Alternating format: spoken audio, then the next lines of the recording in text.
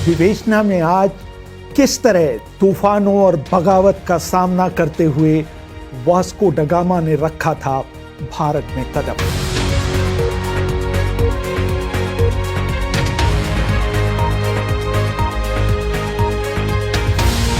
अभिवादन स्वीकार करिए रेहान फजल का।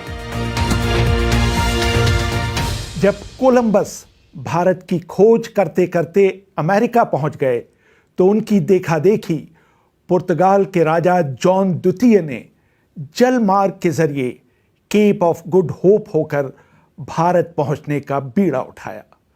राजा ने इस काम के लिए 3 बड़े जहाज बनाने का आदेश दिया, लेकिन तभी वो बीमार पड़ गए और इससे पहले कि भारत की ढूंढने की उनकी ख्वाहिश पूरी हो पाती, उन्होंने दम तोड़ दिया। लेकिन उनके वारिस इमैनुअल में भी भारत तक पहुंचने का जज्बा उतना ही मजबूत था। उन्होंने इस मुहिम के कमांडर के तौर पर वास्को ड गामा को चुना। गामा ने अपने साथ जाने वाले 2 जहाज़ों के कमांडर के तौर पर अपने भाई पाउलो और दोस्त निकोलस कोएले को चुना।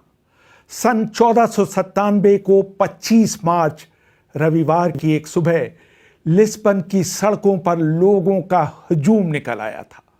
उस दिन कुछ बड़ा, कुछ असामान्य होने वाला था।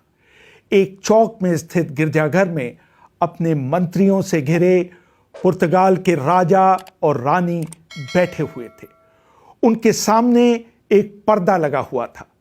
गिरजाघर के बिशप वास्को ड गामा के अभियान के लिए विशेष प्रार्थना कर रहे थे। जैसे ही प्रार्थना समाप्त हुई, पुर्तगाल के राजा इमैनुअल पर्दे से बाहर आए। तीनों जहाज़ों के कमांडरों ने घुटने के बल बैठकर उनका अभिवादन किया।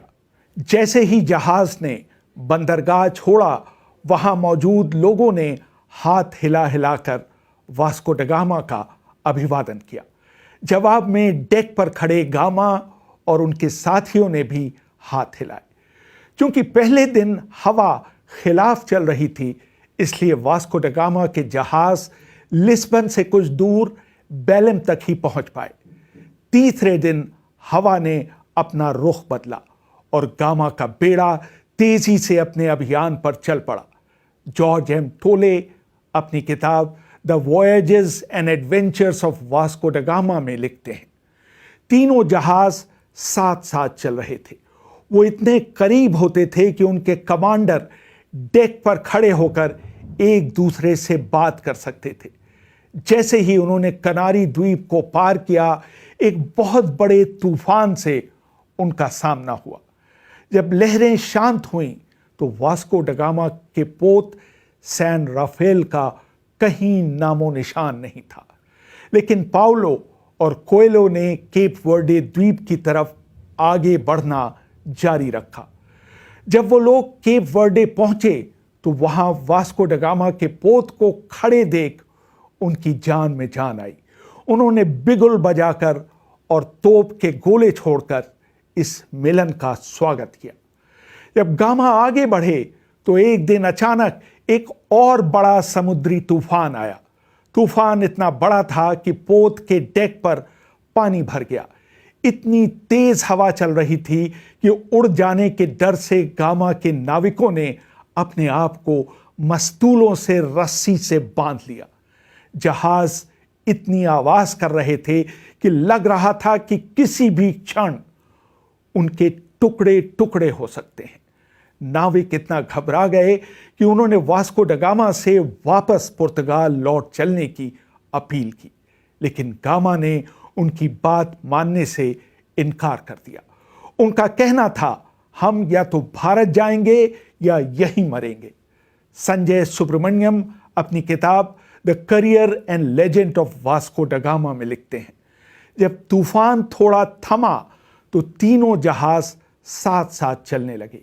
सैन राफेल के नाविक सैन गैब्रियल और सैन मिगुएल के अपने साथियों को भड़काने लगे कि वो अपने कमांडरों का आदेश न माने। वास्को ने इस विद्रोह को कुचलने के लिए सभी विद्रोहियों को बंदी बना लिया और कहा कि जब तक वो वापस पुर्तगाल नहीं पहुंच जाते उन्हें जंजीरों और बेड़ियों से बांध कर रखा जाएगा। वास्को के इस कदम ने विद्रोह को पूरी तरह से कुचल दिया। इस तूफान ने तीनों जहाजों को बहुत नुकसान पहुंचाया था। उनमें कई जगह छेद हो गए थे। जहाज पर पीने के पानी की बहुत कमी हो गई थी और रसोइयों को खाना बनाने के लिए समुद्र के पानी का इस्तेमाल करना पड़ रहा था। इसके 10 दिनों बाद वास्को का बेड़ा एक नदी के मुहाने पर पहुंचा। यहां पर वास्को ने बेड़ा डालने का फैसला किया। तीनों जहाजों का बारीकी से मुआयना किया गया। पता चला कि सेंट मिगुएल अब आगे जाने की स्थिति में नहीं है, इसलिए उसे वहीं छोड़कर उसके नाविकों को बाकी 2 जहाजों में शिफ्ट किया गया। मार्च के अंत में वास्को ने मोजाम्बिक के बंदरगाह पर लंगर डाला, लेकिन वहां के शेख के विरोधी रवैये को देखते हुए वास्को ड गामा ने आगे बढ़ने का फैसला किया। तट के साथ चलते हुए वास्को ड गामा मेलिंदा पहुंचे, जहां के राजा और लोगों ने उनका गर्मजोशी से स्वागत किया। जब वास्को ने उनसे आगे बढ़ने की इजाजत मांगी तो राजा ने कहा कि उन्हें यहां अगले 3 महीनों तक इंतजार करना होगा, तब जाकर अनुकूल समुद्री हवाएं चलेंगी और वो भारत की तरफ बढ़ सकेंगे। वास्को ने इस समय का इस्तेमाल अपने जहाज़ों की मरम्मत करने में लगाया। जहाज़ में ताज़ा पानी की खेप लाई गई और जहाज़ों को खाने की चीज़ों, गोश्त, सब्जियों और फलों से भर दिया गया ताकि आने वाले दिनों में उनका इस्तेमाल किया जा सके। 19 दिनों के बाद एक सुबह मेलिंदा से आए एक पायलट ने गामा के सामने आकर कहा, कैप्टन, मुझे लगता है कि हम भारत के तट के बहुत नज़दीक हैं। हो सकता है कि हमें कल सुबह तक भूमि के दर्शन हो जाएं। उस रात वास्को ड गामा सो नहीं सके। जॉर्ज एम टोले लिखते हैं, सुबह तड़के वो अपने साथियों के साथ जहाज के डेक पर आ गए। उनकी निगाहें पूर्व की तरफ लगी हुई थी ताकि वो भूमि की पहली झलक पा सके। तभी लोगों का शोर सुनाई दिया, भूमि भूमि भूमि। एक क्षण बाद जहाज के पायलट ने वास्को के सामने सिर झुकाया और अपनी कांपती हुई उंगलियों से पूर्व की तरफ इशारा करते हुए कहा, कैप्टन, वो रही भारत भूमि। वहां मौजूद नाविकों की आंखों से खुशी के आंसू बहने लगे। वास्को ईश्वर को धन्यवाद देने के लिए घुटनों के बल बैठ गए। उनके साथियों ने उनका अनुसरण किया। उधर जब तट पर मौजूद लोगों ने जहाजों को लंगर डालते हुए देखा तो कुछ मछुआरे अपनी नावों में उनके पास चले आए। उन्होंने उन्हें बताया कि कालीकट वहां से 12 मील दक्षिण में है।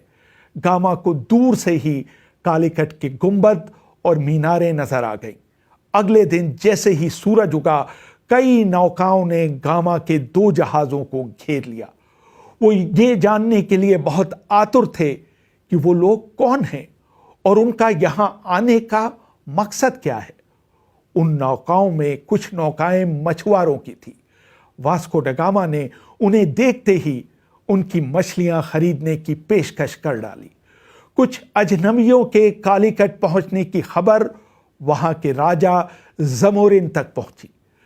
कई दिनों की मंत्रणा के बाद तय हुआ कि वास्को ड गामा कालीकट के राजा जमोरिन से मिलने जाएंगे। वो उन्हें भेंट देने के लिए अपने साथ लाल कपड़ा, मखमल, पीले साटन का कपड़ा, 50 टोपियां, 50 हाथी दांत के हत्थे वाले चाकू और ब्रोकेट के कपड़े से मढ़ी हुई एक कुर्सी लेकर गए। संजय सुब्रमण्यम लिखते हैं, वास्को ड गामा ने नीले साटन का कपड़े की एक ट्यूनिक पहन रखी थी। उनकी कमर में बंधी बेल्ट से सोने के हत्थे वाली कटार लटक रही थी। उनके सिर पर नीले रंग की मखमल की टोपी थी जिसमें सफेद रंग का एक पंख लगा हुआ था। उनके आगे आगे उनके 12 गार्ड चल रहे थे। जब वास्को ड गामा ज़मोरिन के सामने पहुंचे तो उन्होंने उनके सामने 3 बार अपना सिर झुकाया। ज़मोरिन ने अपने बगल में रखी कुर्सी की तरफ इशारा करते हुए गामा को उस पर बैठने के लिए कहा। फिर उनके सामने खाने के लिए अंजीर, केले और कटहल लाए गए। फल खाने के बाद पुर्तगाली लोगों को प्यास लगी। जॉर्ज एम टोले लिखते हैं, उनसे कहा गया कि वो लोटे को अपने होंठ से लगाए बिना पानी पिए। उनके हाथों में चुल्लू में पानी डाला गया जिसे उन्होंने पिया। जब पुर्तगाली ऐसा कर रहे थे तो कुछ के गले में पानी फंस गया और उन्होंने उसे अपने कपड़ों पर गिरा लिया। ये दृश्य देखते ही ज़मोरिन अपनी हंसी नहीं रोक पाए। वास्को ने दुभाषिए के जरिए ज़मोरिन से अनुरोध किया कि वो उस कुर्सी पर बैठें जो वो उनके लिए लाए थे। वास्को ने ज़मोरिन को संबोधित करते हुए कहा, आप महान हैं और यहाँ के सबसे शक्तिशाली राजाओं में से एक हैं। सब आपके कदमों के नीचे हैं। पुर्तगाल के राजा ने आपकी शान के किस्से सुने हैं और उन्होंने आपकी दोस्ती पाने के लिए मेरे जरिए संदेश भेजा है।